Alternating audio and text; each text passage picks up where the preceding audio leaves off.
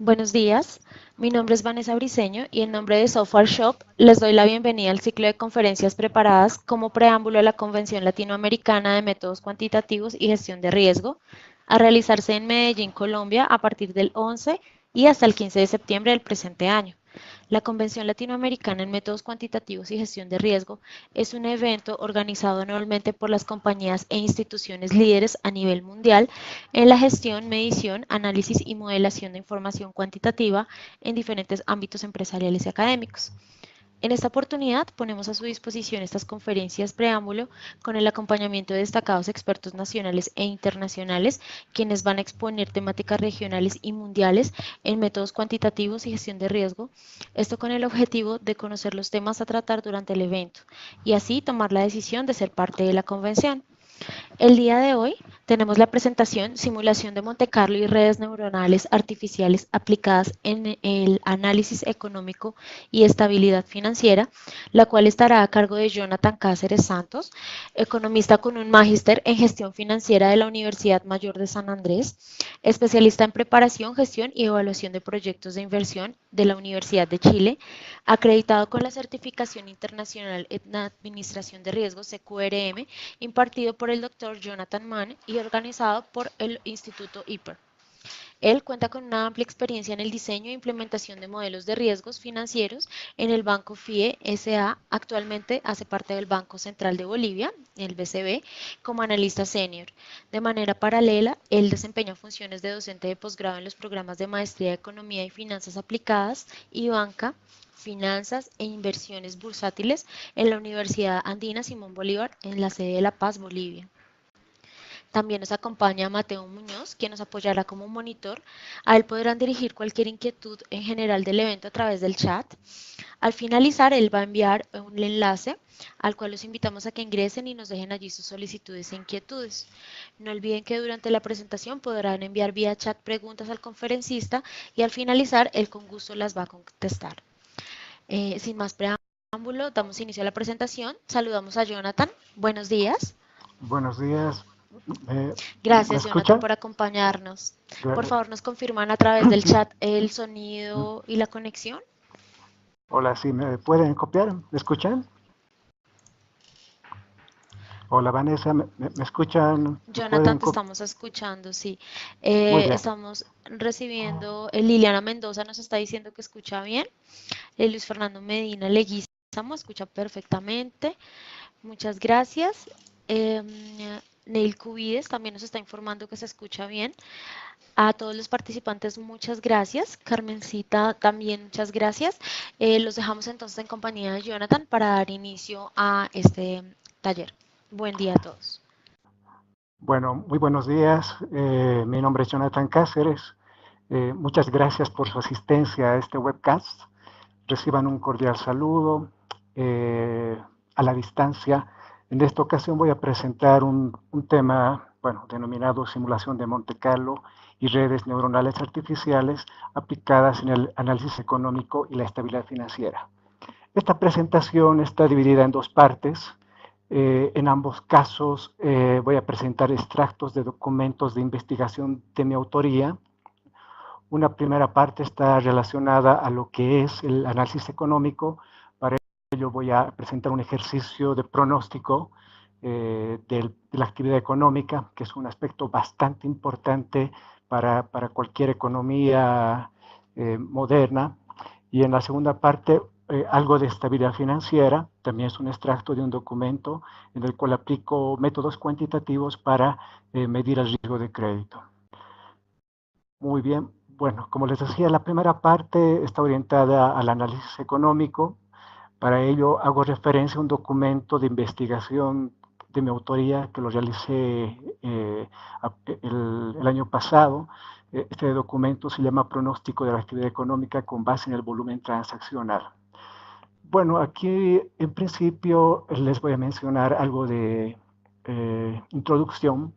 ¿Por qué se hace este documento? Bueno, y es que sabemos que los movimientos que puedan producirse en la actividad económica es de interés general, tanto para autoridades encargadas de la política económica, es decir, para que estas entidades tomen medidas para evitar recesiones, medidas anticipadas de política, etcétera, etcétera, y para los agentes económicos en general. Es decir, para empresas, para consumidores. Si yo soy un empresario, por ejemplo, y si veo buenas perspectivas para la actividad económica, obviamente que yo voy a ser más propenso a invertir. Lo mismo pasa con el tema de consumo. Existen estudios donde se incluyen variables normalmente de carácter financiero, agregados monetarios, tasas de interés para los países de Sudamérica. En particular es muy importante el tema de comercio exterior, el precio de los commodities, es decir, la producción y o demanda de determinados bienes y servicios. Para el caso boliviano existe un estudio ya un tanto antiguo de 1999 donde se ve que los agregados monetarios M'1 y M'2, la producción del cemento y el consumo de energía eléctrica resultan relevantes para el pronóstico del corto plazo de la actividad económica. Los pronósticos del producto de la actividad económica también pueden ser enfocados desde otro punto de vista, ¿no? Esto para su conocimiento, desde un punto de largo plazo, ¿no? Para ello existen metodologías e indicadores líderes. Por ejemplo, el National Bureau of Economic Research tiene indicadores líderes y una metodología bastante desarrollada que lo aplican distintas instituciones.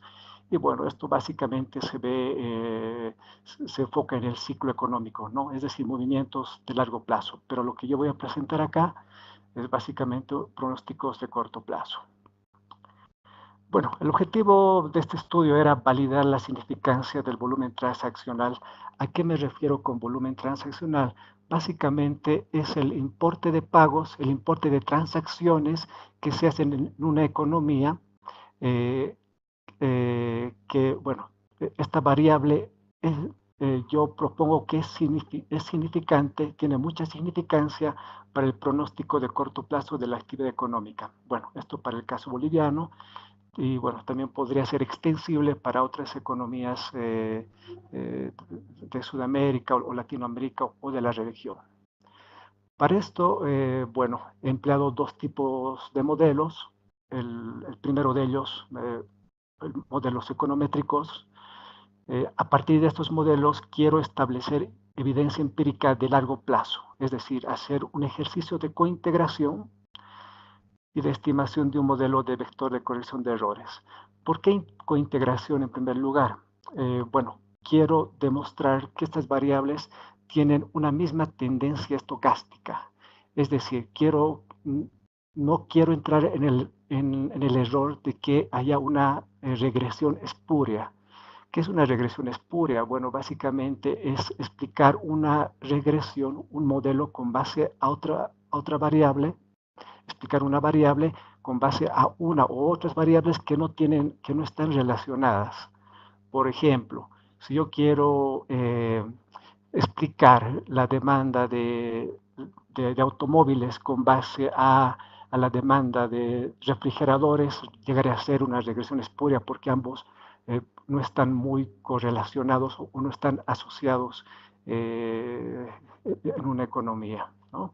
Bueno, el modelo de vector de corrección de errores básicamente me va a dar la identidad de largo plazo entre estas variables y finalmente voy a presentar un modelo VAR, un modelo de vector autorregresivo para los pronósticos de corto plazo.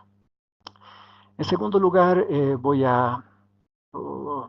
utilicé las redes neuronales artificiales que son parte de la inteligencia artificial y bueno, este tipo de modelos tienen la capacidad de asimilar dependencias, patrones, con base a un número finito de observaciones para generalizarlas posteriormente. ¿Esto qué quiere decir? Que estas neuronas, bueno, como ocurre en el sistema biológico humano, estas neuronas adquieren un aprendizaje y posteriormente este aprendizaje es generalizado para observaciones fuera de muestras, es decir, para nuevas experiencias. ¿Cuáles son los beneficios de este tipo de modelos? Básicamente, abstraen efectos asimétricos y relaciones no lineales entre variables. Esta es una propiedad bastante deseable en el campo de las finanzas y en la economía, y es que variables tienen una respuesta más que proporcional ante fluctuaciones de otras variables, ¿no? Es decir, una tasa de interés puede variar levemente y que el precio de contrato puede variar más que proporcional, ¿no? Es decir, existe una relación no lineal y también puede ser una relación asimétrica. Bueno, antes de presentar el ejercicio cuantitativo y los pronósticos, quiero compartirles algo de teoría, ¿no? para fundamentar ese trabajo. Y bueno, para ello presento la ecuación cuantitativa del dinero en su forma original, ¿no? En 1911, Fisher había planteado esta ecuación, MB es igual a PT. Bueno, en la universidad nos enseñaron que esta ecuación es MB igual a PY, pero revisando un poco los documentos originales de este autor, de Fisher, vemos que la forma original era esta. Bueno, M es el stock del dinero, es la masa monetaria en la economía.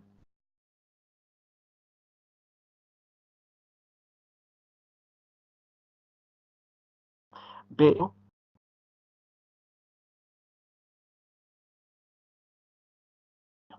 estas dos últimas variables, P y T, son poco observables, no son observables o medibles en las economías. Es por eso que se hace una equivalencia con la demanda en la economía. Se asumió que P correspondía al precio promedio ponderado de cada bien. Posteriormente, esto va a ser el nivel de precios. Y T, la suma de los bienes y servicios demandados. T equivale a Q, ¿no? La suma de los bienes y servicios demandados. Bueno, aquí encuentro otra novedad. Bueno, encontré una novedad revisando los documentos originales de Fisher. Y es que Fisher había dividido el stock de dinero en dos partes. La primera parte se componen por billetes y monedas, la parte izquierda de la identidad. Y la segunda parte son los depósitos a la vista, es el dinero que está depositado en los bancos.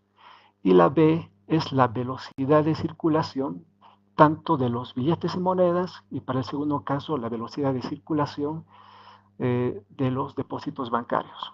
Bueno, en 1911 esta identidad no tenía mucha relevancia. ¿Por qué? Porque los instrumentos de pagos alternativos al efectivo eran bastante limitados. Es decir, estoy hablando de cheques y pagarés que de repente tenían una rotación, una velocidad de circulación muy parecida al del circulante o quizá menor, ¿no?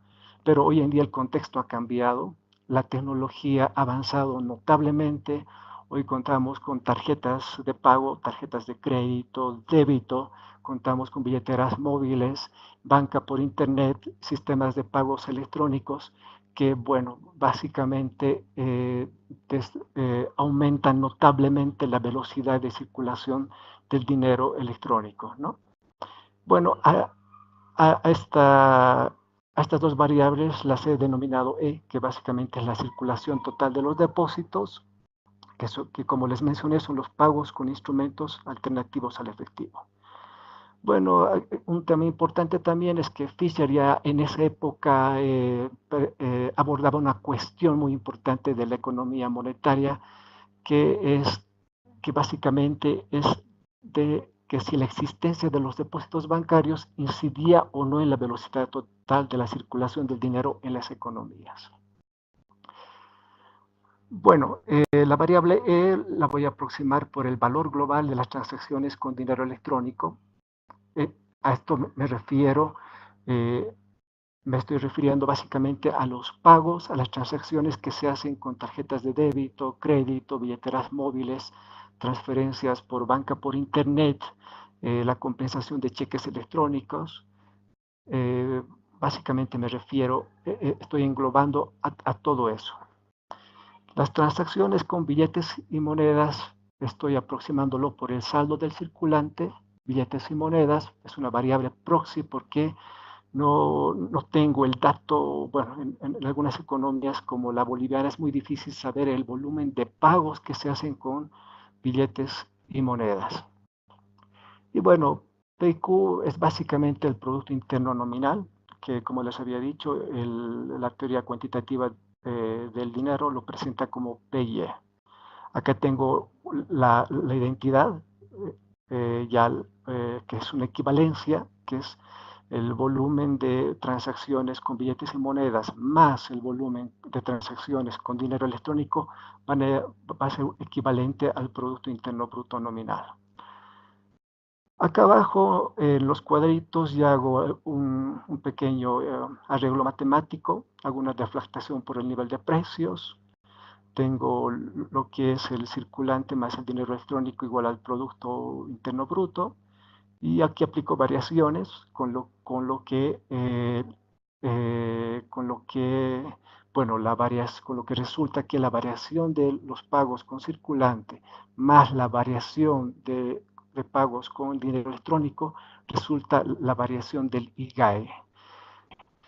El IGAE es una variable, bueno, es un índice que lo publica el Instituto Nacional de Estadística en Bolivia, es un indicador mensual para observar cómo evoluciona la economía en el corto plazo, ¿no? Es muy similar a lo que es el IMACO en Colombia y lo que es el IMASEC en Chile, ¿no? Tienen las mismas características, tienen una periodicidad mensual y bueno, como les mencionaba, permite ver la evolución de la economía en el corto plazo. Bueno, aquí les digo por qué he usado el circulante, porque, bueno, ya les expliqué esto, es difícil estimar el valor de las operaciones que se realizan con billetes y monedas en las economías. No existe una infraestructura formal para cuantificar estas transacciones. Y bueno, es una variable proxy. Esto se basa en estudios de la demanda de dinero, de saldos reales.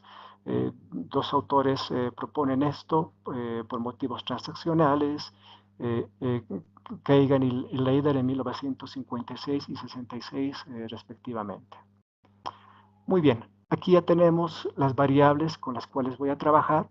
He usado el EBIUS, el paquete econométrico EBIUS. En la parte izquierda tengo lo que es el índice global de actividad económica, la serie original, que es la línea roja, y la serie desestacionalizada, que es la serie oscura.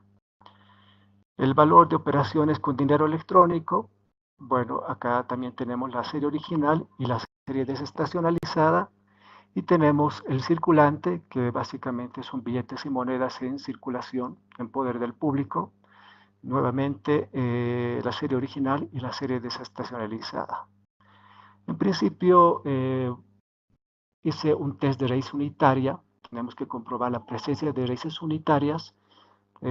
Para ello utilicé la prueba de Dickey-Fuller. Para ello se estableció un orden de integración, uno para cada una de las variables, ¿no? Existe un orden de integración, uno para cada una de las variables.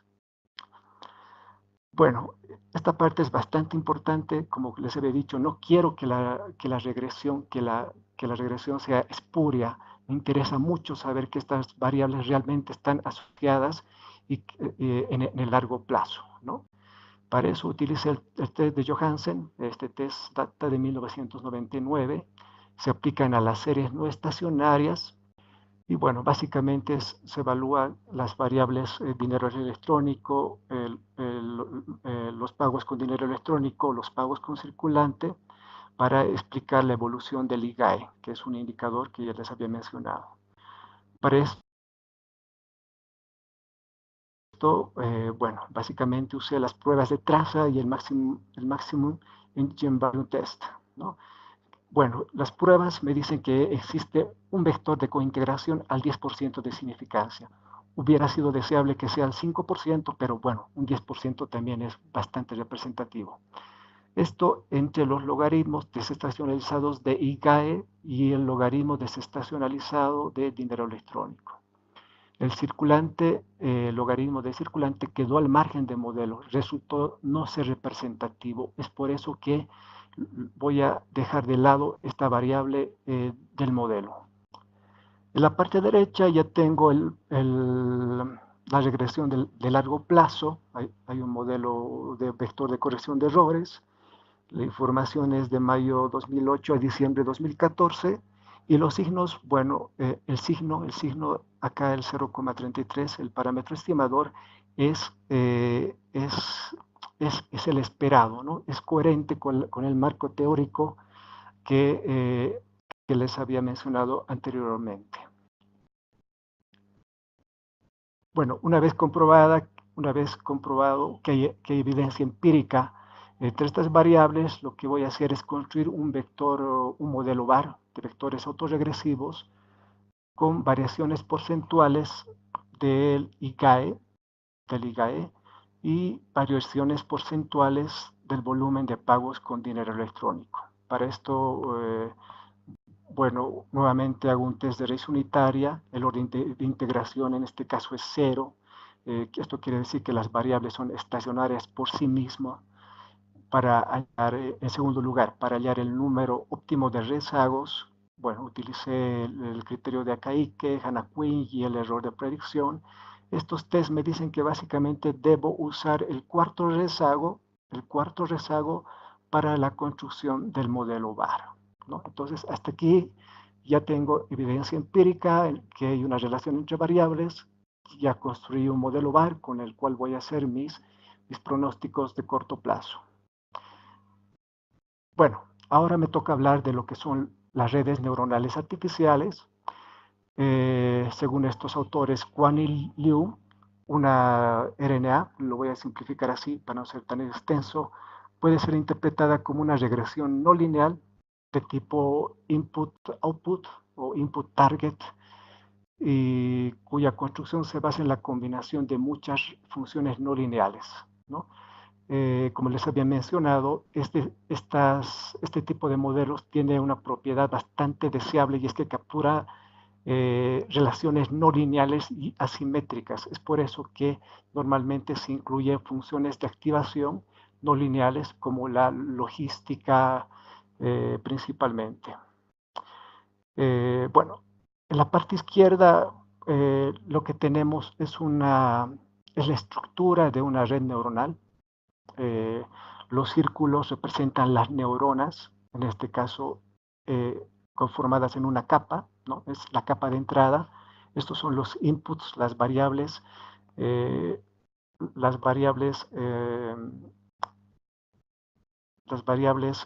exógenas en este caso, ¿no? Vamos a tener una capa intermedia donde también están presentes neuronas, ¿sí? Esta es la capa intermedia. En medio va a haber una función de activación que es a partir de lo que van a reaccionar las neuronas, ¿sí? Esto va a ser decisivo para ver si las neuronas van a reaccionar o no de salida. Entonces, como les decía, una red neuronal está conformada por neuronas, por capas de entrada. Por capa puede haber una o varias capas intermedias y una capa de salida con una o varias neuronas. Por el lado derecho ya tenemos la función matemática. El primer término sería la parte lineal, y el segundo término ya correspondería a la parte no lineal, que es, de acuerdo a mi punto de vista, es la parte más importante de este modelo, de este tipo de modelos. Bueno, aquí ya les presento los pronósticos, el modelo de redes neuronales. También usé las mismas variables que usé para el modelo VAR, variaciones porcentuales de IGAE, variaciones porcentuales del volumen de transacciones con dinero electrónico. Para el periodo de información que tengo es febrero 2008, diciembre 2014. Aquí hay un tema bastante importante que les debo mencionar, que si uno quiere trabajar con redes neuronales, las variables tienen que ser reescaladas entre 0 y 1, ¿no? Estos dos autores proponen, Frances y Van Dijk, en el año 2000, proponen una fórmula bastante simple para escalar las variables entre 0 y 1. El tipo de neurona que de red neuronal que estoy utilizando es alimentación hacia adelante con una capa escondida. A ver si regreso atrás. Esto quiere decir que la información va a fluir desde acá, desde la capa de entrada, va a ir hacia la capa intermedia y va a haber un resultado en la capa de salida. El tipo de red es un perceptrón multicapa, como les había mencionado. Pueden existir, bueno, normalmente siempre existe una capa de entrada, pero pueden existir una o más capas intermedias, donde la información se procesa. Existen funciones de activación que básicamente van a ayudar con los outputs, con los resultados, ¿sí? Tenemos un algoritmo de aprendizaje que es el backpropagation. Este algoritmo es el más utilizado en el campo de las finanzas y es que tiene una propiedad bastante deseable. Y a continuación les explico. Básicamente, este modelo inicialmente comete errores, ¿no? O sea, bueno, la información viene desde acá, desde la capa de entrada, va a la capa intermedia y sale a la capa y va por la capa de salida. Si el error tiene una magnitud bastante alta, estos errores se pueden retropropagar hacia atrás, otra vez a la capa de entrada, vuelve a la capa intermedia y a la capa de salida. Como su nombre lo dice, el backpropagation básicamente consiste en la retropropagación de errores hacia atrás hasta que el error se minimice. Bueno, posteriormente viene el tema de la arquitectura del modelo. En este caso he escogido con base a pruebas una arquitectura 7-13-1, 7 neuronas de entrada, la primera capa, 13 neuronas en la capa intermedia y una neurona en la capa de salida, ¿no? Que básicamente serían 3 capas que estoy utilizando. El modelo, ¿cuáles son las variables del modelo? La variación porcentual del IGAE en su segundo rezago, el volumen de transacciones, perdón, la variación porcentual del volumen de transacciones presente y en sus rezagos desde el 1 hasta el 5, es decir, el rezago 1, el rezago 2, 3, 4 y 5 son los que van a alimentar el modelo. Muy bien, ahora nos toca ver ya los pronósticos. En el lado izquierdo vemos los pronósticos del modelo VAR, del modelo econométrico de vectores autorregresivos, y en el lado derecho vemos los pronósticos del modelo de redes neuronales artificiales. A simple vista, en el gráfico podemos ver que el margen de error, que los errores del modelo de redes neuronales es bastante menor que el modelo econométrico, ¿no? Aquí vemos las desviaciones entre el observado y el pronóstico. El pronóstico son las líneas rojas y el observado son las líneas oscuras. Y vemos que hay mayores desviaciones, especialmente en los picos. En cambio, que en el modelo de redes neuronales artificiales parece que hay un mejor ajuste. El segmento amarillo de la derecha de cada gráfico es el pronóstico fuera de muestra. Aquí el segmento blanco es el pronóstico intramuestra y el segmento amarillo es el pronóstico fuera de muestra que tenemos para un trimestre. En el mismo caso vemos que el modelo de redes neuronales también ha presentado un mejor ajuste. Pero bueno, esto hay que cuantificarlo, hay que hacer una evaluación de pronósticos, tanto dentro de muestra como fuera de muestra. Para esto utilicé algunos indicadores como el MAE, el MAPE, el RMSE y el UTIL, ¿no? Dentro de la muestra, obviamente, vemos que el margen de error del modelo de redes neuronales artificiales es mucho menor al del modelo VAR, en todos los casos, ¿sí? En el caso de fuera de muestra ocurre lo mismo, excepto con el MAPE, donde el modelo VAR es ligeramente superior al modelo de redes neuronales en 2 puntos porcentuales. Bueno, aquí ya les presento una evaluación de los pronósticos de acuerdo con la información que les describí. Bueno, aquí básicamente hago una reconstrucción de la serie original del IGAE, que como les había mencionado es es el indicador global de actividad económica. Esto es publicado mensualmente por el Instituto de Estadística en Bolivia.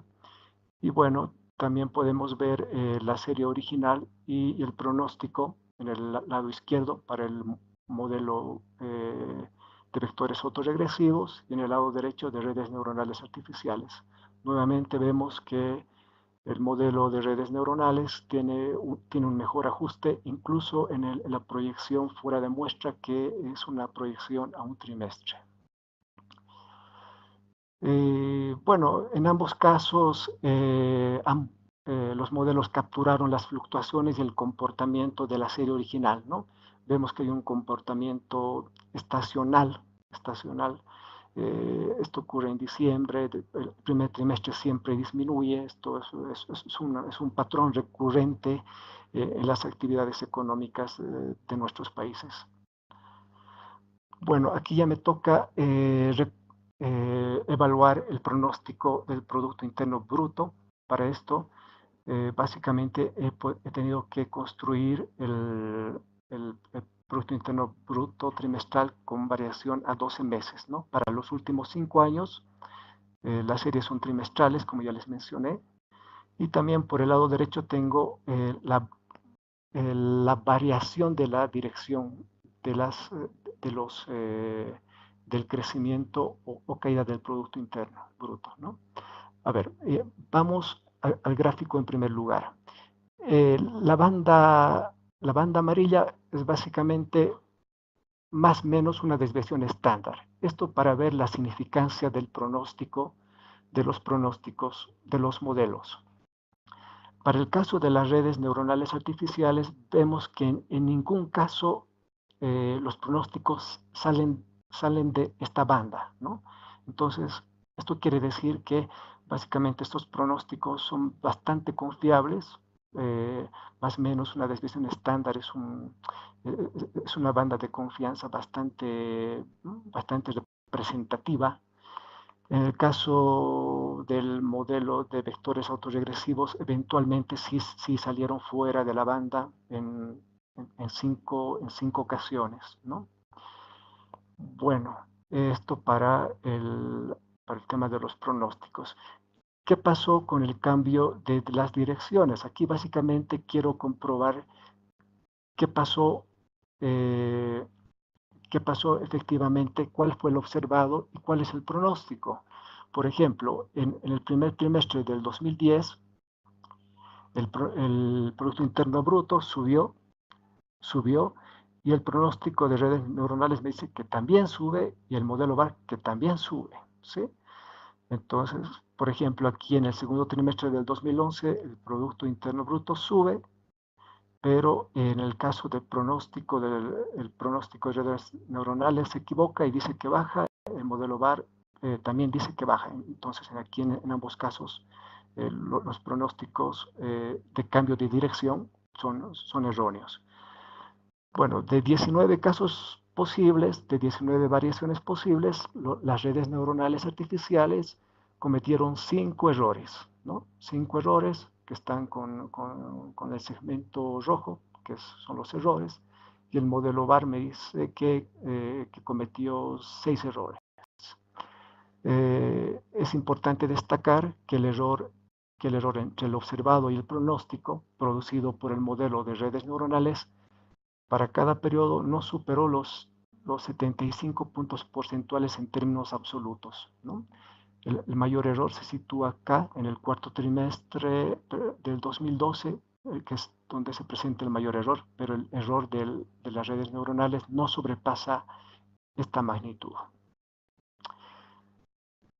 Bueno, esa fue la primera parte de mi exposición. Ahora vamos a ver algo de estabilidad financiera.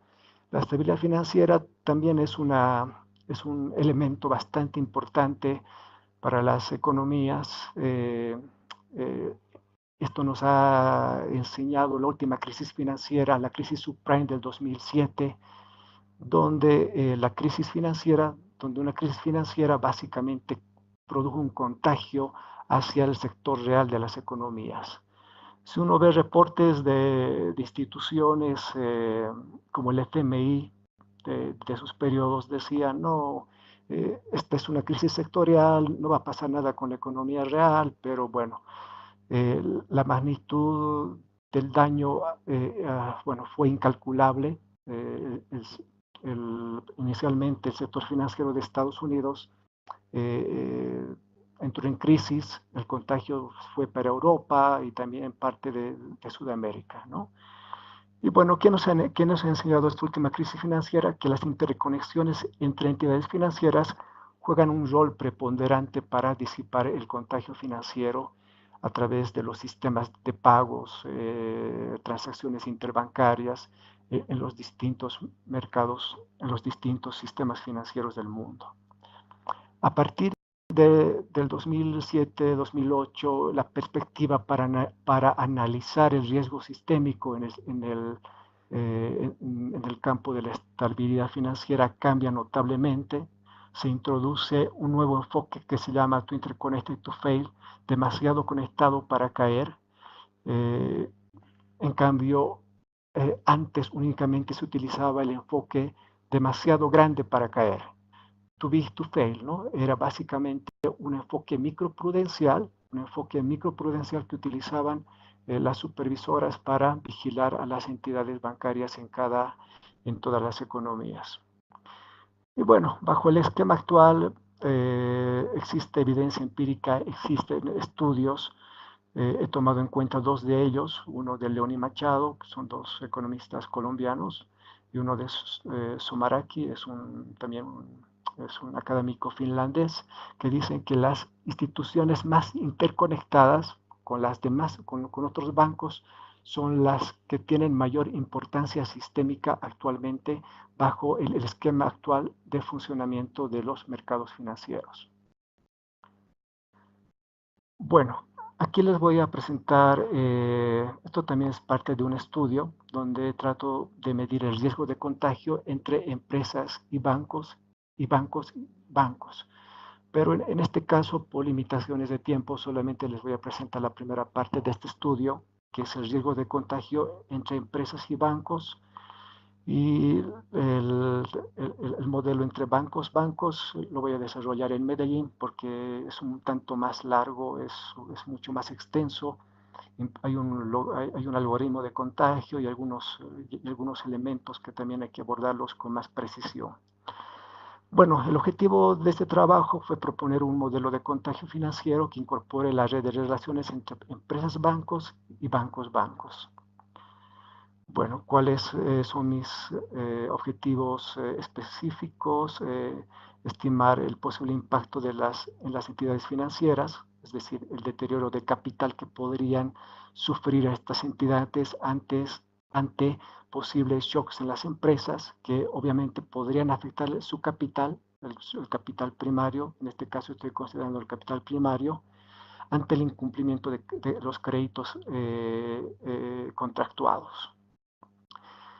Y bueno, en segundo lugar, establecer la importancia sistémica de cada cartera crediticia según sector económico y cada entidad financiera.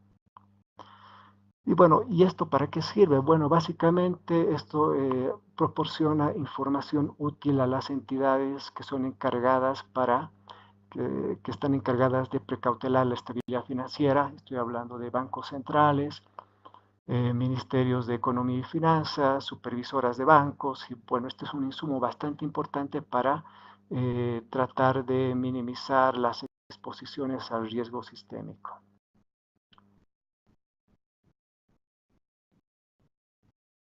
Bueno, en esta diapositiva les presento una red bastante extensa, una red bastante grande. Los círculos más grandes son los bancos, en cambio que la nube de puntos básicamente son las empresas. Es una red bastante grande. Para esto utilicé un software llamado Gephi para modelar, que está diseñado exclusivamente para modelar redes bastante extensas. En el lado derecho vemos los campos ampliados. Por ejemplo, en la parte en la parte inferior vemos que varias empresas pueden ser clientes de uno o más bancos. Es decir, perdón, un banco puede otorgar créditos a una o más empresas, ¿sí? Esto los bancos no lo pueden ver directamente, para esto se necesita mucha información. Los bancos en muchos casos solamente eh, eh, en muchos casos solamente un banco evalúa al cliente presente, ¿no? Pero eh, eh, como vemos acá, un banco puede ser, muchas empresas pueden ser clientes de un solo banco, que esto representa una mayor exposición al riesgo de crédito. Bueno, esta red a continuación la voy a describir. Estuvo conformada por 7.343 agentes, 33, 33 entidades de intermediación financiera, es decir, bancos, cooperativas, instituciones financieras de vivienda, pero bueno, básicamente me voy a referir a todos ellos como bancos. Estoy hablando de 7.314 empresas con una deuda o contingente mayor a $200,000. Aquí estoy reduciendo un poco la muestra, porque si tomo en cuenta va a ser una red bastante más extensa. El número de conexiones, el número de créditos en este caso alcanzó a 43.342 operaciones crediticias. El corte es a agosto de 2016. La cartera básicamente alcanzando $1.000 millones. Bueno, ¿cuál es la metodología para calcular el efecto del contagio de empresas hacia bancos? Bueno, aquí tenemos IJ. IJ son los bancos y las empresas respectivamente. A y su J es el importe individual prestado, es el crédito que presta un banco a una empresa. La sumatoria de estos préstamos básicamente es la cartera de créditos de los bancos. La probabilidad de incumplimiento, bueno, va a ser la probabilidad de A sub IJ, las pérdidas esperadas, es EL básicamente en este caso, y el nivel de previsiones y de capital primario, yo los voy a representar como R y E respectivamente, ¿sí? Las pérdidas inesperadas básicamente va a ser UL. Entonces, en este caso, bueno, tenemos dos buffers de previsiones. Tenemos los buffers de previsiones y los buffers de capital.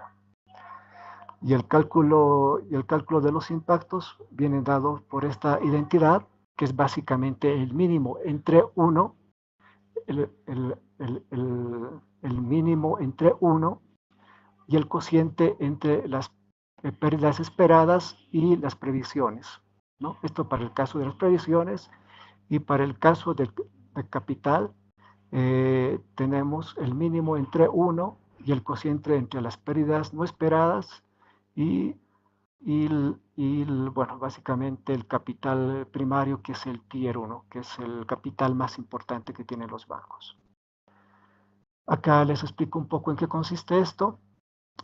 Bueno, para esto he utilizado la fórmula básica de riesgo de crédito.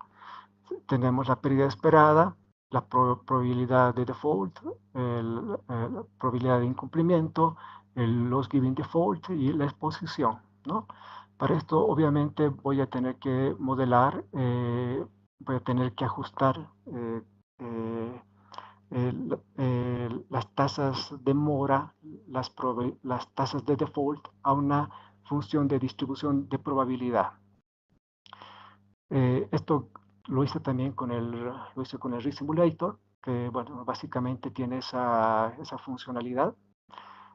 Posteriormente se realizó la simulación de Carlo con el objeto de generar números aleatorios para estimar los resultados.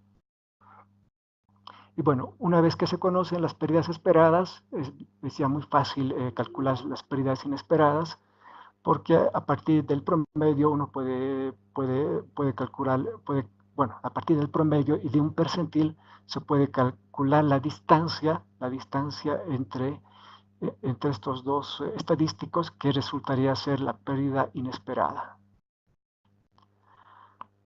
Bueno, con el objeto de capturar movimientos comunes frente a determinadas coyunturas, lo que hice fue clasificar a las empresas según sectores económicos, ¿sí?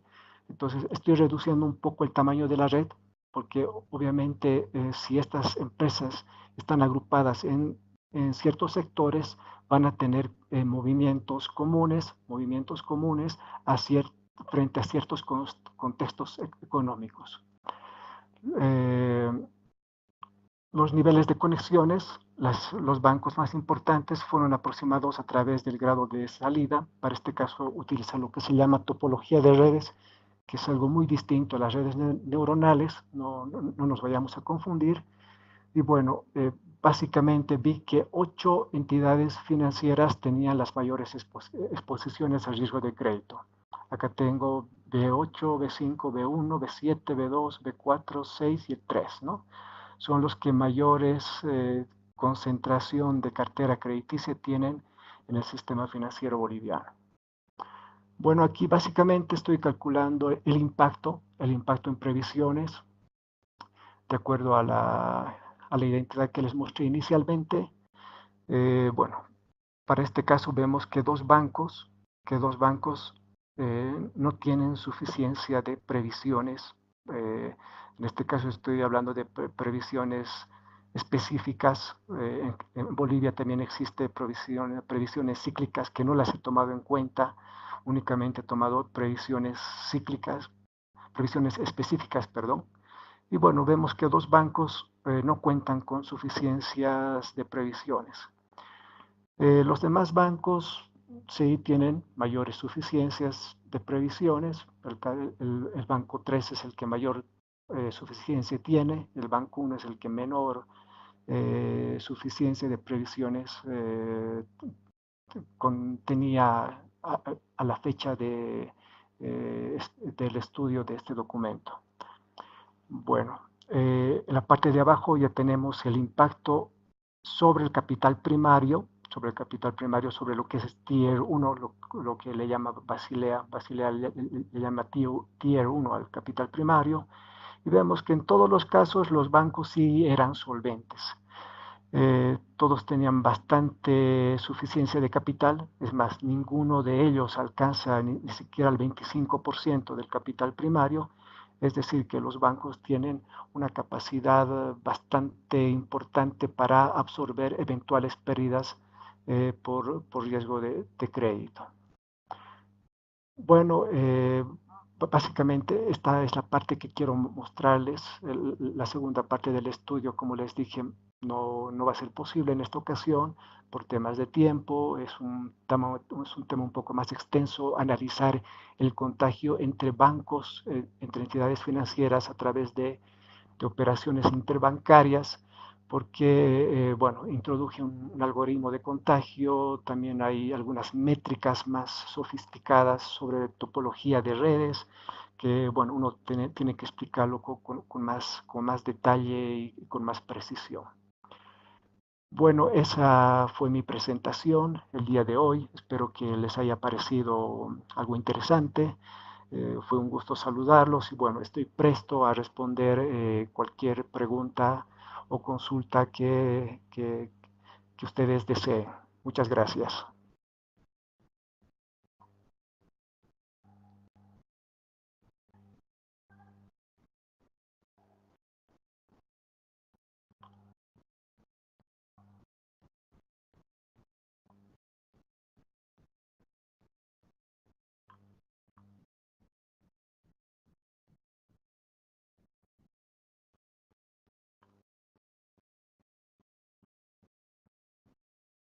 Eh, bueno, aquí me piden, a través del chat estoy recibiendo algunos mensajes, me dicen nos pueden compartir la presentación con mucho gusto. Si me dejan los correos electrónicos, con mucho gusto yo les comparto la presentación. Es más, les puedo compartir los documentos enteros para que ustedes puedan leerlo con más detalle.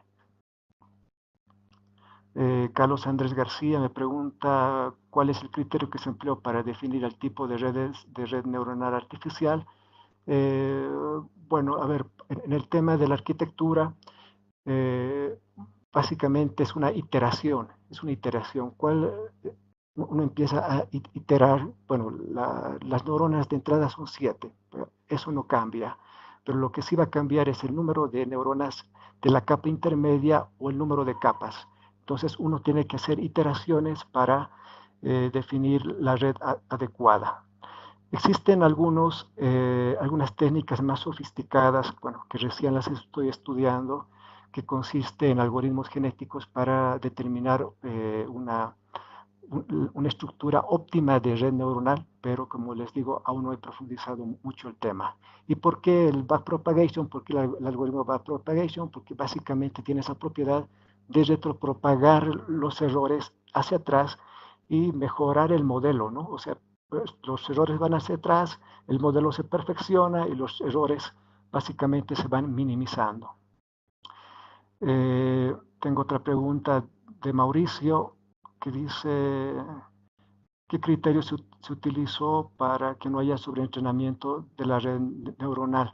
Bueno, el sobreentrenamiento básicamente ocurre cuando la red encuentra varios puntos óptimos, ¿no? Bueno, en este caso yo lo hice en MATLAB, y bueno, existe, bueno, básicamente lo que hice fue eh, aplicar un número de iteraciones, de iteraciones determinado para que no exista este sobreentrenamiento, ¿no? Para que no se hayan muchos picos en el entrenamiento. Tengo otra pregunta. Bueno, me dicen, ¿nos podría enviar por correo electrónico la presentación de hoy? Claro que sí, con mucho gusto. Ya tengo acá el- el correo electrónico. Muchas gracias. Eh,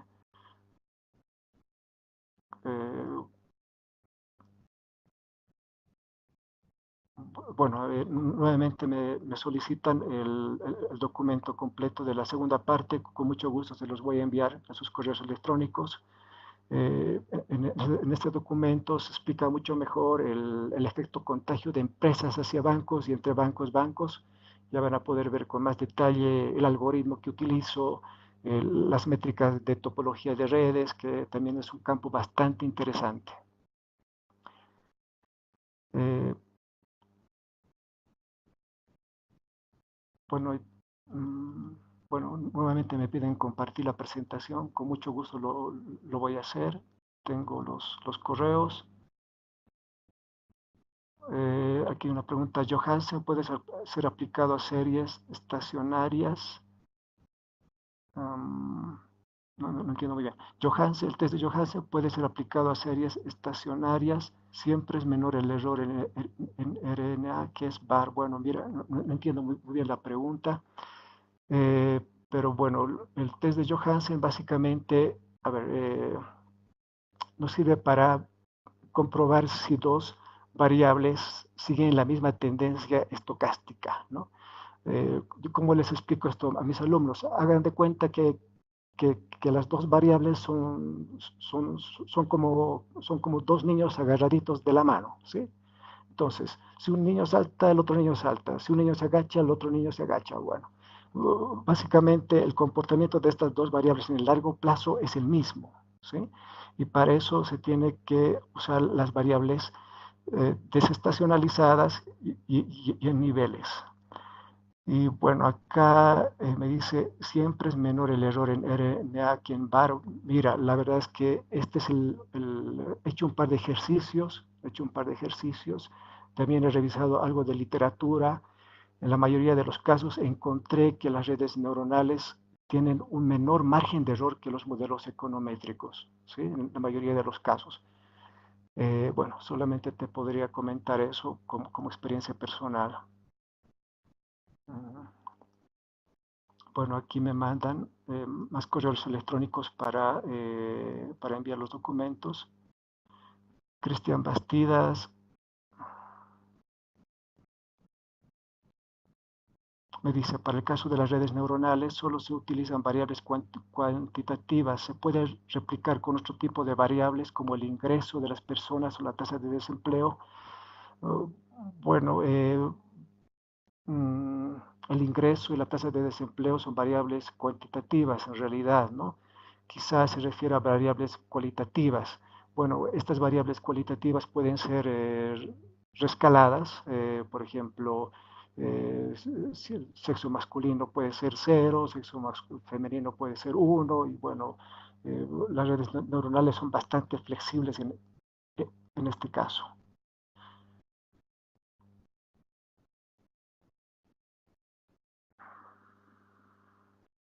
Me dice qué tal fueron los resultados en las matrices de confusión usando el toolbox del MATLAB. Bueno, las matrices de confusión, bueno, está en el documento original y básicamente los resultados han sido bastante buenos, bastante buenos. Les explico un poco lo que son las matrices de confusión. Lo deseable de estas matrices es que, bueno, primero, que las diagonales sí tengan magnitudes y que las demás casillas sean 0. Si ocurre eso, el modelo es perfecto, pero no ocurre, no siempre puede ocurrir esto. Y bueno, en el caso de las matrices de confusión, sí tengo los errores, pero no los he presentado. Lo que sí presenté en esta presentación son indicadores como son series de tiempo, el MAPE, el UTIL, que me parecen que son mejores indicadores que las matrices de confusión para este caso en particular. Aquí Johansen puede ser aplicado a series estacionarias. Siempre bueno, es lo que ya les expliqué.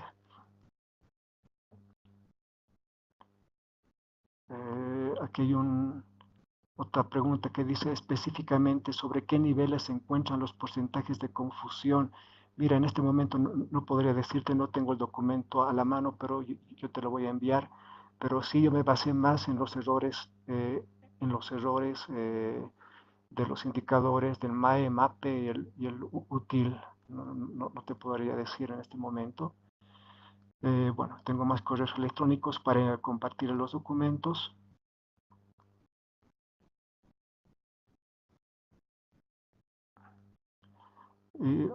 Aquí hay una pregunta de José Silva, dice, ¿sugieres que para redes neuronales se puede utilizar R? Mira, la verdad es que no utilicé R en este caso, sí utilicé dos softwares que me parecen muy buenos. Uno es el MATLAB, que tiene, que tiene ya tiene incorporado los algoritmos y todo lo demás, y el otro es el Neurointelligence, que básicamente es mucho más fácil de utilizar. Uno puede trabajar indistintamente con cualquiera de los dos, pero yo prefiero el MATLAB. El Neurointelligence me parece muy buena herramienta si uno está empezando con el tema de redes neuronales. Y bueno, eso sería todas las preguntas. Yo tomo en cuenta sus correos electrónicos para reenviarles la presentación y los documentos en extenso. Y bueno, no me queda más que saludarles, desearles muchos éxitos y muchas gracias por su atención.